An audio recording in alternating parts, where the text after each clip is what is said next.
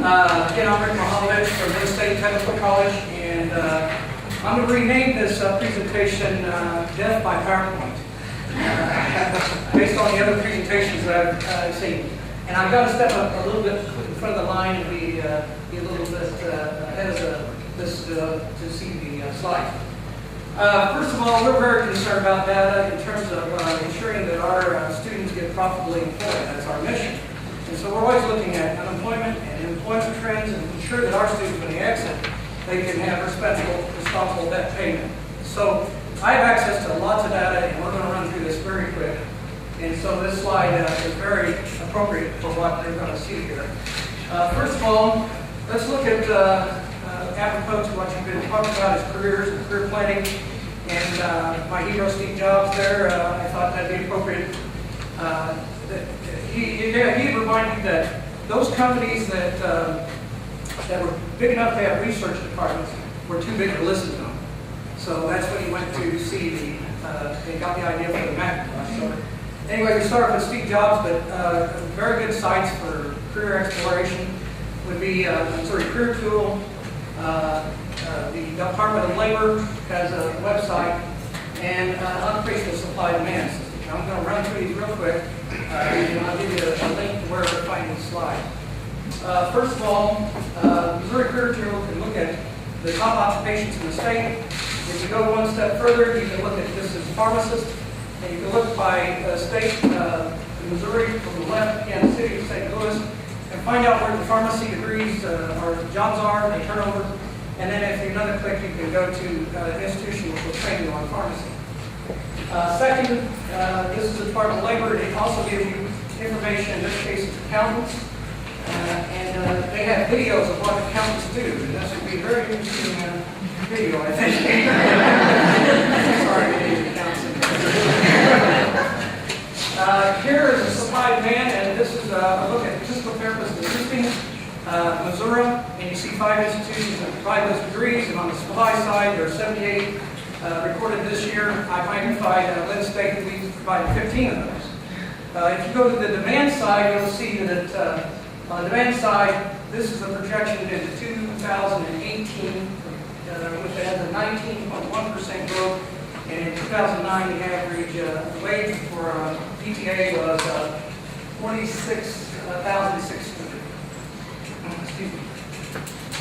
Moving along, appropriate sites for education. We're about that area. There's the Missouri Department of Elementary Secondary Ed, Department of Higher Ed, and then the College Navigator. First, the Department of Ed has a comprehensive data system, and you'll see here where I magnified things you can learn about the Jefferson City School District. And a lot of times when people are locating and relocating, they look at the public school system to see how well they are in doing the job that they're set to do. On the higher ed side, I magnified 2 reports that they have. High school graduates report, and this is a report on how well these high schools do in terms of retention rate at Missouri public 2-year and 4-year colleges. So if you were to look at Jefferson City, you'd see that their current number is 81%, meaning that all the students from Jefferson City High School that go to Missouri public 2-year, 4-year, after their second year, about 81% make it to their second year. That's pretty good, actually. At the very bottom, also near and dear to our hearts, is tuition fees. So you can look at Missouri public 2-year, 4-year, and find that. And I'm not too sure if William Woods is on there or not. Sometimes the privates would have, you could probably find it through this site here, which is the College Navigator. And in here you see I put in zip code 65109, 25 miles, 2-year, 4-year associates and bachelor degree institutions that come up forward with 25 miles. That's not too far. If you're in Kansas City or St. Louis, 25 miles is nothing, right? So we have a few great institutions, short distance away, variety of things to learn. And if you go into, of course, advertising here, at Linn State, and you go into the other institutions like William Woods, you'll be able to find this information about completion rates, default rates on loans, a little bit. So very robust federal site, encourage college navigator. Most visited site for searching for colleges.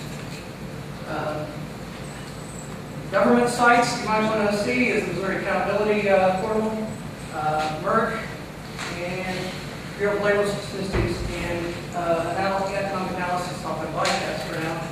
I'm just going to throw this up there, accountability. Your competitors in businesses get paid by the state. They have state contracts. You may be wanting to know how much the state is paying in one of the people's contracts. Every expenditure is listed here, including salary information of state employees. That's all I'm going to say about that. Merrick has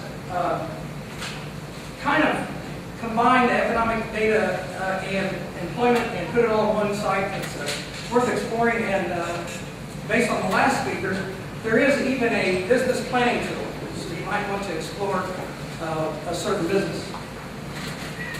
And pulling up Merrick, I just want to let you know that per capita income in Central Missouri is the best here in Cole County.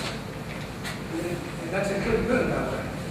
The only highest is Pulaski County, and I'd have to think that's because of Fort Linn. So, desirable place to work and live.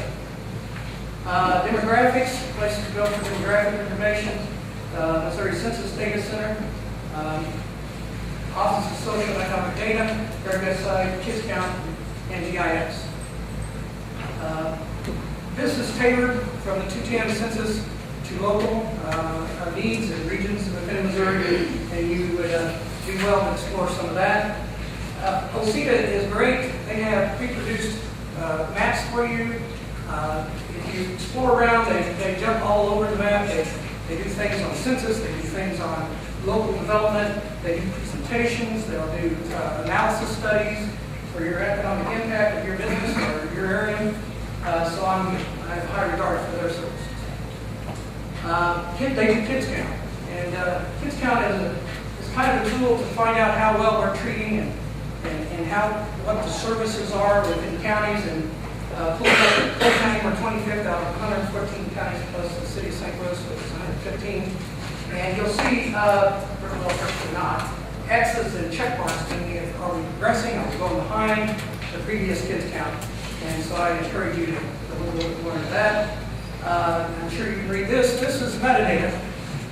And it has traffic counts, it has fire hydrants, it has park benches, it has all this data, which is metadata, is data on data.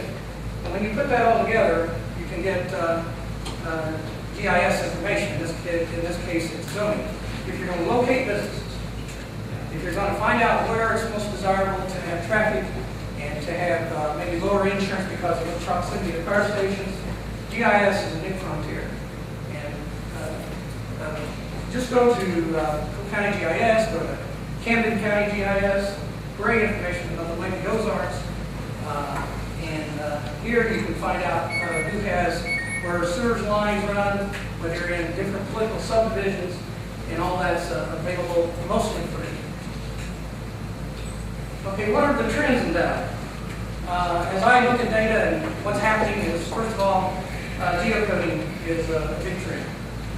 Interactive data manipulation, because who wants to look at a way somebody else feeds the report for us? We want to look at it in our own way.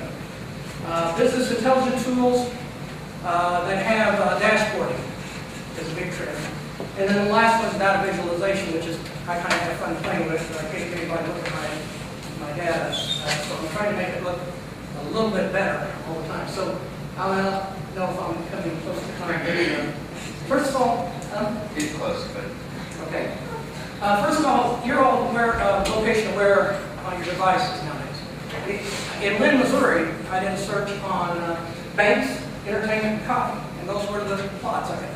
It knew where my hYPe was released from. It kind of figured out, and if you're not one of those bubbles and you're in that business, you've got to be there for one of those bubbles. So anytime you're in the business of being business, be sure you're on the web.